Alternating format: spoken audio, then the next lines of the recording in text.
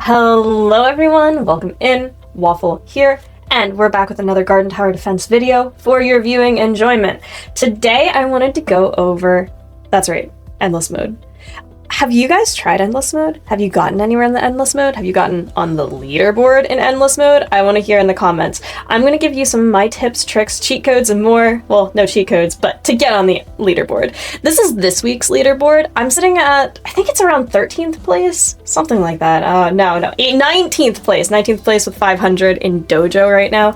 I don't go too crazy in leaderboard. I can play better, I can get better teammates, we can get better units, I'm absolutely sure, but I want to show you what I did to get on leaderboard this week and last week in Dojo. So booting up, I've got Ender here, and I'm just going to be telling you a few of our strategies that we used last week to get on Dojo, and I basically use the same strategies this week to get on Dojo.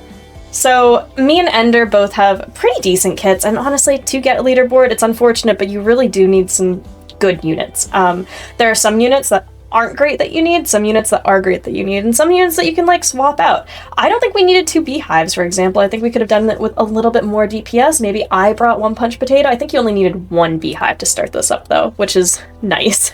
But there are a few units that you absolutely need to get on leaderboard in Endless, and a few that you don't, a few different playstyles for different types of Endless, like Jungle Endless versus Dojo Endless, completely different maps. So let's run through some things. So first off, you need crowd control, and by crowd control I mean CC, I mean things that make the units go slower. Ice Buds is the best CC in the game because it is an AoE and it does a 40% slow. That's honestly the best slowing unit in the game right now. Elemental Bloom is also great if you need a little bit more damage and you only need it on single target. I think this could have been a map with Elemental Bloom, honestly. Now that I'm thinking about it and I'm looking back at the playthrough, I think Elemental Bloom versus Ice Buds could have done the trick. Another unit that is super vital for Endless is going to be Confusion Plant. Confusion Plant does that cool thing where the enemies run back and forth and back and forth and back and forth, and you basically end up with so much extra time. And with that extra time, you can then do damage to the bosses, the enemy units longer, and that's your goal. You want to be able to, in any tower defense game, do damage to your enemy units for as long as you can, and especially with this one, you're going to need to slow down those enemy units because they are chunky. The next point that I want to bring up is microing. Not macroing, I mean microing, and that means moving your units to chase down a boss. Micro movements of your units. So your stationary units, things like my Chomp Man here, I need to move them down. Another CC that I forgot to mention that we're utilizing in this playthrough is Fanflower. Fanflower is great because it pushes the enemies back a little bit. Some other units that act similarly to this are the Vine Hair Girl and also the Fisherman. They all push enemies back. I just use Fanflower because I think it's the best, but let me know in the comments which one you think works the best, or have you compared them? I haven't done an in-depth comparison, but I'd like to. Some other things that you need for this are going to be just your high, chunky DPS units and your support units. So support units are going to be units that help buff your team. So playing single player versus 4 player versus 2 player, everything changes. I could have done a little bit better with this playthrough. In particular, we didn't need a RAF, basically. I could have brought in an ult and then dipped my ult out, but we were just playing for fun, and we still managed to get really high on the leaderboard with this strategy.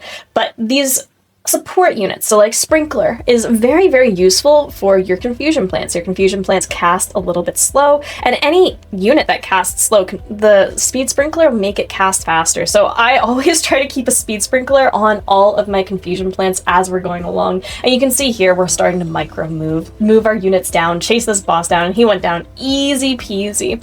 Moving all our units back up. Some other support units that we have in here are the Astral Bloom. Astral Bloom has that chance to do more damage to your enemies. So all of your units will be doing more damage. So that means all of your strongest units will be doing more damage, and that's what we want. I think we have one more support unit. We definitely used a Black Clover someplace in here. I've heard Black Clover and Lucky Clover do not stack, unfortunately, or else we would have both of them, but Black Clover is definitely the superior one to Lucky Clover, so we are using that in this playthrough. Yeah, and we just let it play out. Basically, this took us like, I think it was like an hour and a half. The one I did this week definitely took at least like 2.5 hours, maybe 3 hours. It takes a long time to get on Leaderboard. Luckily, you have some breaks in between, but Leaderboard really gets hard on waves like 100, 125, and 150. Usually it's the 100 and 150 waves that you really need to worry about, but when you start getting way up there and things start getting a little too spicy, you gotta look out for those 25 waves as well. But really, you just need to look out at wave 100 and 150, 200, then 250 for the most part.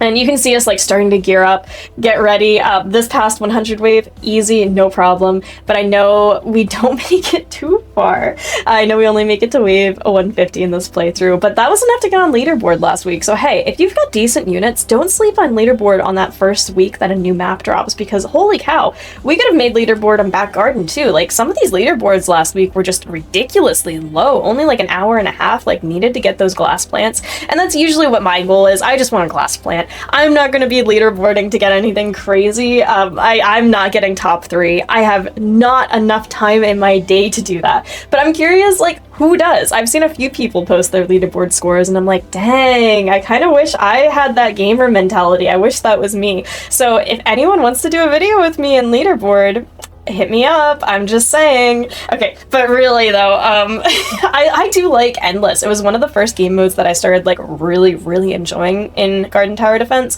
I used to play it with my friend Roach a lot. Didn't have like the best units at the time, but we still did decently well. We'd leaderboard on jungle, but now that I have like meta units, it's fun because there's a lot of synergies that emerge within new units. This was before egg dropped, but now we have egg, and egg along with, I don't know, plants that might push it back or plans that slow it down. Like, man, the synergies are emerging within this game, and that is something that's truly exciting and something I've been really waiting for. Because previously, we were just trying to pull out the DPS units, the units that do the most damage. But now there's units that synergize with each other. So you want to have things like an Astral Bloom on your team. You want to have things like a Rosebud on your team. Even though they don't provide the most DPS, they have the opportunity to provide more DPS. Rosebeam now has that stun. And I know it wasn't working for a while, but now it is working, and it works really good. Okay, we are approaching wave... Oh, we passed 250. Okay, so it must have been 350 that we made it to. Man, I'm all goofed on this, but just units coming back from the grave even. Like Rosebeam, clearly not like the best damage unit anymore. I think it's like number 20 on the damage list, but with that stun, you definitely want to have one of them on your Endless team. And like this, like I said before, is not the best Endless team comp. We could have made better. We could have had more stuns. We could have had Beehive. My Beehive, I think if I would replace it with anything, I would have replaced it with a Rosebeam if it was working properly that week. I don't think it was. This week, I would absolutely have that Rosebeam stun in there. I always want to have an Astral Bloom because I think it's personally worth it to get that extra damage on the boss, get that like just a little bit of synergy. I think it's a good unit, and it pads out your kit more. So some other things I want to consider when doing Endless, and I do it now. I don't know why me and Ender didn't do it, but you can always throw an alt character into Endless to help you start it. You don't need to have 3 people in a game the whole time. The game difficulty scales to how many people you have in the game at any particular time. So if you start the game with 3 people, it's going to be geared towards 3 people. If you start the game with 2 people, it's going to be geared with 2 people. But if any of those people drop out at any given time, then the difficulty scales back to be matching whatever amount of people were in the game. So you can start an Endless run with an alt, drop the alt out, and then the difficulty will drop down. So you can just play Endless with your high units. You don't need any starter units. So like, I don't need that Raffalisa. We probably don't need beehives either, 2 beehives at all. We could just throw one on an alt and get it started. We were just having a little bit of a hard time getting this run started with without beehives. That's what it was. Beehives are pretty helpful because they're fast, and the earth dragons are pretty slow, even in like normal Endless. Some other things you want to consider are you want to make sure you're dragging all of your heavy units as close to the door as possible. So your CCs, your units all start acting on the boss as soon as it exits the tower even. That way you speed this up. This is a long game mode. Prepare for yourself, get some water, get some food, get some snacks, go to the bathroom beforehand. You obviously don't need to sit through it the entire time. You can get up. I took like 2 walk breaks, I think, during this. I'd just get up, walk my dogs in between the like 25 and 50 waves. But yeah, it is a journey. I heard someone like sat in Endless recently for like 6 hours. I don't even think that's that long. I've heard like 8 hours. I would like these to be I don't know, tweaked a little bit more difficult. Oh, look at us talking in chat like, oh, we easily got top 10. Easy, easy. I think we're at like 15th place when this ended, which is exciting. And like I said, I think I'm sitting at 19th place right now on the leaderboard, doing a little bit better strat. But as the week goes on, they tune these different endless runs differently. I even saw Rebirthus talking in Discord like, hey, how do we want to change this endless run this week? Do we want to make it more difficult? Do we want to make it easier? Which is the hardest? Which is the easiest endless map? And he was probably like live tuning them in-game. But this is going to be unfortunately where we lose. The dojo was very hard this week that we did it, but even then, like, it wasn't that bad. I'd prefer like a really hard endless run compared to a really easy one just to save me some time. But look at us celebrating. Look at him hopping around in the background. Oh my gosh, this is so fun.